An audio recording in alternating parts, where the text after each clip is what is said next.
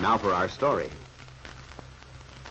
Tonight, while Bill Meade waited anxiously in Del Shipley's Chicago apartment, Aunt Mary sat opposite Anna Bartok in the young woman's shabby rooming house.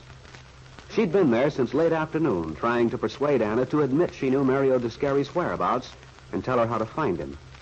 But Anna was afraid she would lose Mario if his friends ever reached him. She refused to talk. Finally, exhausted, the unhappy girl fell into a heavy slumber. When she woke, she remembered miserably that she'd confessed too much. Now, Mrs. Lane knew that Mario was somewhere nearby. Looking around, Anna saw that her room had been tidied, and there was the fragrance of freshly made coffee. Mrs. Lane was still there. None too graciously, she accepted a cup from Aunt Mary, for whom she was beginning to feel a respect she tried not to show. Desperately, she argued her right to a life with Mario. But Aunt Mary had challenged that right. Deep inside, I think you know Mario still loves his wife. You've tried to deceive yourself, but you can't. I wish you'd stop telling me how I feel and how I think. I know how I feel. Real love is unselfish love, Anna. That's why I say if you went to Mario... You must think I'm crazy throwing away the only chance I ever had, tossing the whole thing out the window. Chance, Anna? Do you honestly believe you have one? Do you deserve it in this particular instance? It ain't a question of deserving. I think it is. It's a question of another person's rights. Listen, if everybody hung around waiting for what they deserve, nobody'd ever get anything they want. That's a pretty cynical philosophy. Sure it is. I learned it the hard way, too. So you gotta grab what you want and hang on to it. If you've been following that philosophy all your life, I should think by now you'd have discovered how mistaken you are. Just the opposite. I know how right I am. There's one thing I sure discovered tonight. I was a fool to shoot off my mouth. I shouldn't have admitted anything to you. Someday, Anna, I'm sure you'll be glad you did. You mean I'll pat myself on the back for being a sucker? Not for being a sucker, Anna. For being just. For being considerate. Just considerate. I'd like to kick myself. The joke is I talked of my own accord, of my own free will. That's right. Sure, it's funny. As soon as you told me the cops went after Mario, that he wasn't in trouble with the law, should have tumbled to the idea it was safe to keep my mouth shut. If you hadn't told me, you could have bluffed me into it. But you never even tried to. That wouldn't have been fair. You really believe in clean fighting, don't you?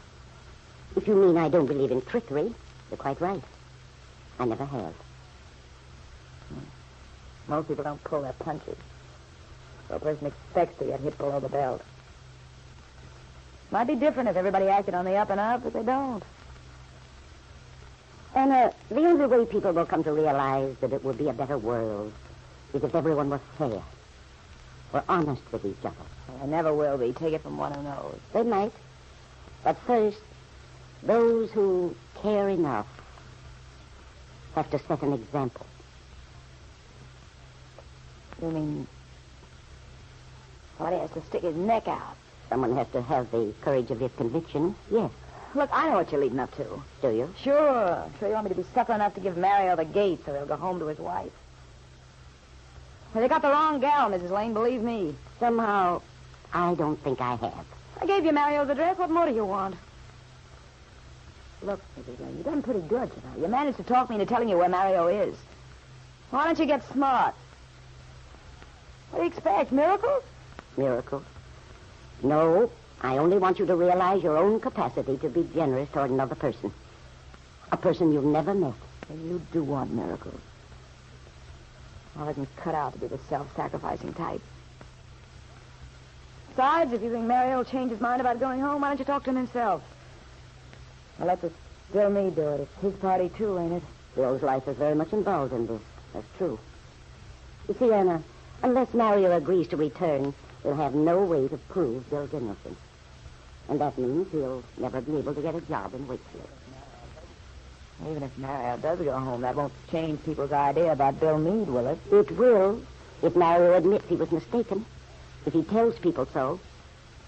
Once Bill's name is cleared, the whole thing will straighten out. His old job at the bank will be waiting for him, and he and my niece can be married. So you see how very important it is. Maybe your niece is better off not marrying this guy. No, Aunt. Bill's a fine boy. Nothing would make me happier than for Peggy and Bill to marry. Have their own home. Yeah. Yeah, that's what I wanted. We got so close to it. If only we'd left town yesterday, none of this would have happened. Mario was just as sold on the idea as I was, no matter what you may think. You think it's all my idea to keep him from going home. You'll find out if you talk to him. When Bill knows where Mario is, I'm sure he'll want to see him and explain. Yeah, you got to be prepared to do some fast talking and get a punch in the nose. Maybe all that stuff about Bill Meade, Mario's wife, was just gossip. As far as Mario's concerned, it was the truth. He's good and sore at me, too. I'm sure Bill can make him understand he's wrong. And if you don't mind, I'd like to phone Bill right now. Sure. Sure, go right ahead. Out in the hall at the foot of the stairs. The light switch is just outside. Thank you, Anna. By the way, whoever goes over there, better bring the poor guy some food. He hasn't had dinner. I was going to bring it over to him. Here it is, 10 o'clock. I'll tell Bill. Perhaps the two of them can go out and have a bite together. Well, not to be discouraging, but I wouldn't count on it if I were you. You still don't realize how Mario feels.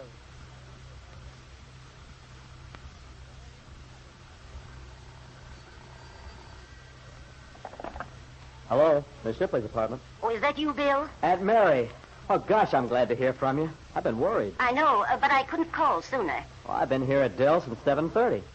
Tell me, where are you? What's going on? I'm in Gary, Bill. Gary? Well, how come?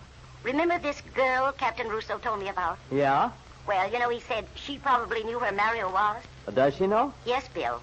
She knows Mario. He's been living here. You mean Mario's there now? Oh, I'll be right over. No, he's not here at this rooming house, Bill. He's at a little hotel nearby. Oh, gosh, Aunt Mary, that's wonderful. You found him. Yes, Bill. But we aren't finished yet by any means. Well, I'm leaving here right away. I've got to talk to him. It may not be so easy to convince him. You see, Miss Bartok says Mario still feels a great deal of resentment toward you. Oh, but I can make him realize that he's wrong. I've got to. Well, I hope so. Finding Mario won't mean a thing if he refuses to go home. And that's what worries me at the moment. It's just possible he may refuse to return to Wakefield. No, he won't if I can help it. Don't worry, Aunt Mary. I'll make him see the light somehow. Well, Bill, I'll keep my fingers crossed. You mean you're not coming along? I thought I could meet you there. It might be best for you to see him alone first. Yeah, you're probably right. The address is a little hotel, the Rialto. It's on the corner of 6th and Mason here in Gary. 6th Mason. I got it. Oh, yes, and Bill. Yeah? Mario's registered as Tony Gallardi. Gallardi. Okay, I'll get over there as soon as I can. But where'll you be, Aunt Mary? I'll stay where I am, Bill, here at Anna Bartok's. It's 1930 Franklin Street. See. Well, don't worry, Aunt Mary. I won't be long. And believe me, when I get there to meet you, Mario will be with me. A few minutes later, Bill Meade left Dell's apartment, hailed a cab, and gave the address of Mario Descary's hotel. As the taxi cut through the heavy traffic, the young man confidently looked forward to his meeting with Mario. Surely he could convince him, Bill thought. Surely he could persuade Mario to return home to Wakefield. But after he climbed the dark stairs of the shabby little hotel and knocked on Mario's door, Bill's confidence began to desert him. How would his former friend react, Bill wondered, when he saw the man he still believed had stolen his wife's love?